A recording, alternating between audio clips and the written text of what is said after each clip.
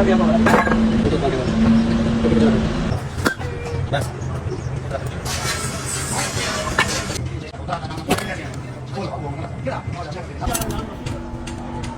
sa lagi. Yes, mali.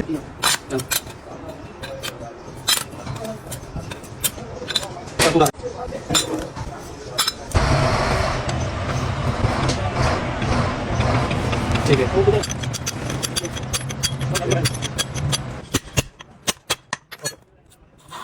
Ulit pala. Ulit pala.